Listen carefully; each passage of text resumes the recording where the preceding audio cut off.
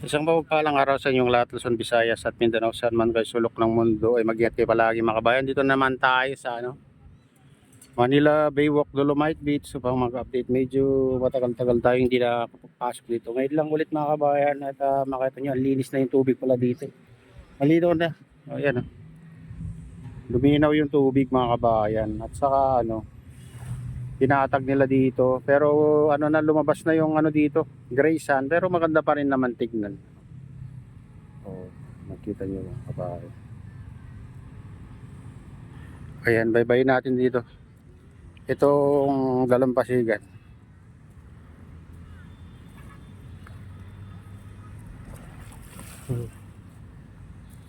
Yung na palang natitira dito, mga malalaking pebbles. Itong mga malalaki na mga kabayan. Wala na yung dito. Yung dolomite siya na yung iba napunta na diyan sa tubig. Ito na, ang ganda naman ito kahit hindi mga kabayan.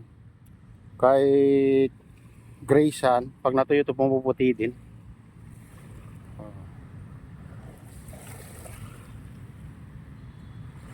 Malinis na dito. Oh, ganda to, pino, kahit gray sand. Sabi mong gray sand, mapino. So, yung dolomite sand kasi mas malalaki yan mga kabayan. Oh, dito sa Dalampasigan, mayroong parte na mga kabayan na gray sand, halo na. Oo. At dito bumaba yung mga dolomite sand. Ayan, ito. Nasa nandyan. Yung dolomite sand.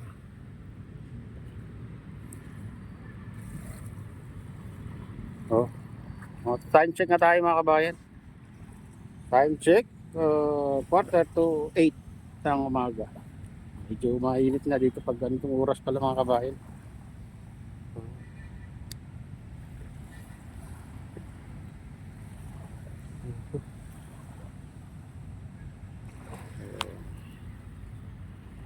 Init. Lalo tapat ka dito sa araw. Medyo mainit dito.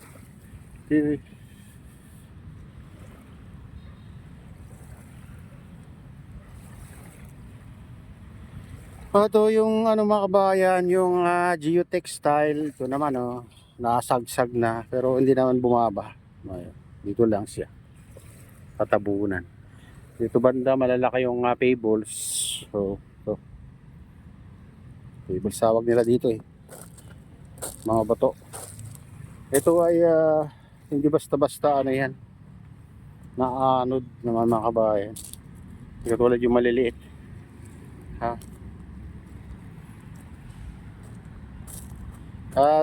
dito banda bumabaw na dahil yung ibang buhangin ay na umusod mga kabayan. Yan. Kaya namumuti dyan mga kabayan dahil sa dolomite sand. Isa. Yan.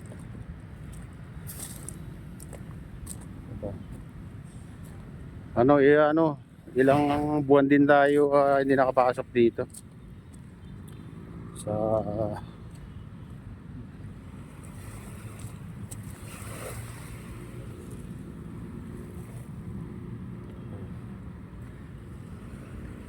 halos pala dito mga kabayan ay na gray sand na dito sa Dalampasigan. Naanod na yung dyan naanod yung dolomite sand. Mainit na dito ay pag ganitong oras natatakpan pa ng natatakpan pa ng mga building hanggang alas 10 mga kabayan. Ayan, dito na tayo. Ito yung magandang tumambay mga kabayan dito sa phase 2. Ito phase 2 na to mga kabayan. Dito ay makapal ng dito, makapal ng dolomite sand dito mga kabayan. Tingnan nyo naman hanggang doon sa phase 3. Ito yung makapal ng ang ganda na yung Parang sa mga beach na kung talaga mga bayan, yung normal na beach. So ganda yung pagka ano, patag pagka slide mga kabayan hanggang dun sa ano na. Mhm.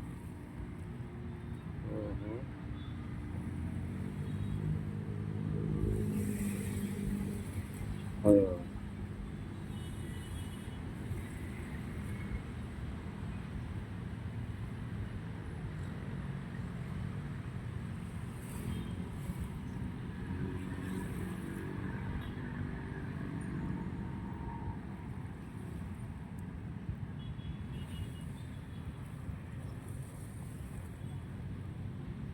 Hindi na tayo pupunta dun sa pinakadulo mga kabayan.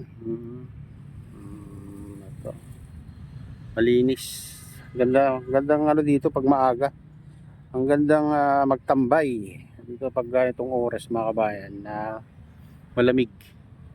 Malamig ng simoy ng hangin.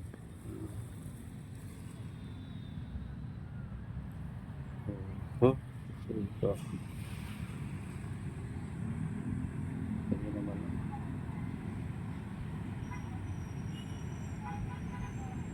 Against the light yung ano natin guys.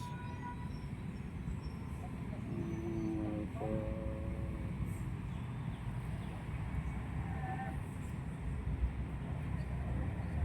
Kukunti lang ng ano ngayon. May araw na maraming ano dito na mamasyal. Oh.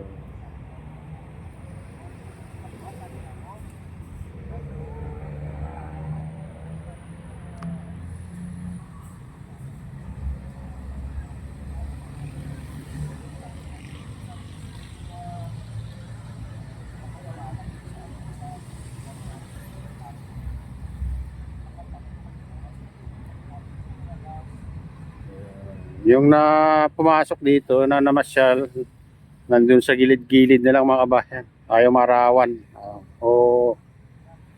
Kaya doon sila naka-standby. Malapit sa entrance. Yan.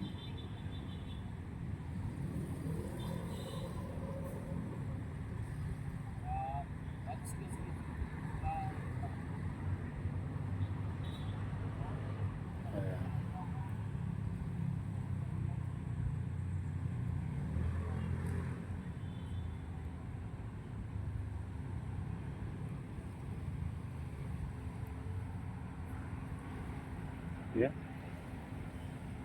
Mga ilang buwan din tayo hindi nakapasok dito mga bayan. Hanggang dyan lang tayo sa footbridge pag nagbablog tayo. Kaya hindi ko nakukunan lahat dito sa ano, sa phase 2.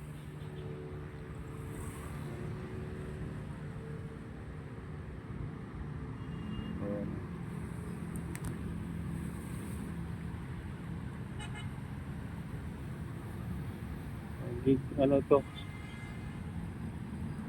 Against the light.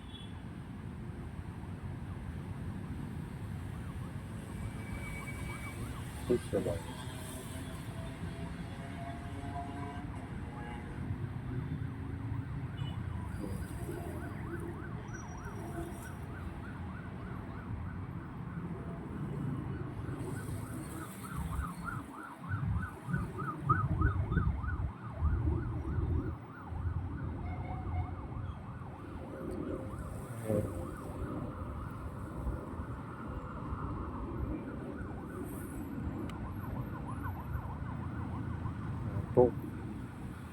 Focus naman natin dito sa dagat mga kabayan.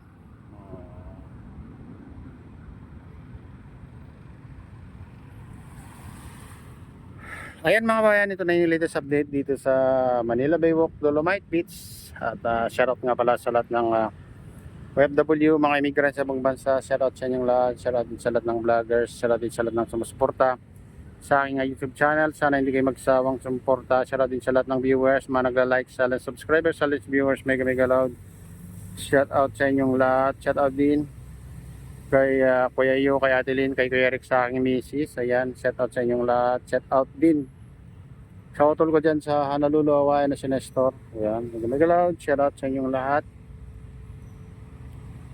At pagpalain na ng Diyos, ingat kayo palagi. God bless all. Bye.